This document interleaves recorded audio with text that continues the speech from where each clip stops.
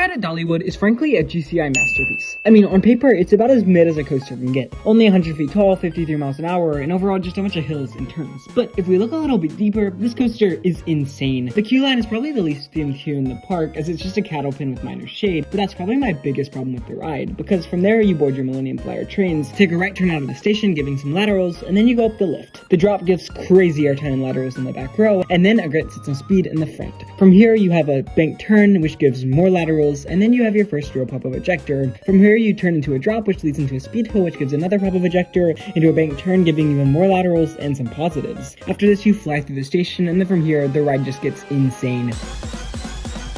It feels like you double your speed as you hit a small but powerful ejector pop, and then a lateral-filled turn. You then have a bunch of speed hills and turns throwing you every which way, and honestly, no matter how many times I ride, I am never ready for these moments. After that, you have 2 more turns with an airtime-filled drop in the middle, which brings you to the brakes. Now, I know that sounded like just a bunch of airtime and turns, which Thunderhead kinda is just airtime and turns, but the speed you take all the elements at makes it so much fun. And just having the shaping a little off on the hills makes each one hit a little bit harder than it should. Frankly, this ride is probably the best space coaster I've ever ridden, besides maybe Iron Gwazi, and every time I ride it, it takes my breath away. In fact, it's so crazy that one time it ripped my friend's watch off their arm, although luckily they caught it. I would say the ride does definitely have a rattle, but when I'm riding, I'm not thinking, oh brother, I do wish this was smoother. No, I'm thinking, and it also helps that the restraints are actually perfect. They are barely even touching your lap during the ride, and then they move around slightly to give just that much more ejector. All of this makes for one heck of a coaster, so for a final score, I'll give Thunderhead a 9.5 out of 10, and I rank it number 9 out of the 99 roller coasters I've ridden. But what do you think? Have you ridden Thunderhead, and do you like it as much as me? Let me know in the comments. Also, if you're still here, that probably means you like the video, so consider subscribing as it really helps me out. Anyways, thank you just for watching this short little review, and I'll see you in the next one. Have a great day.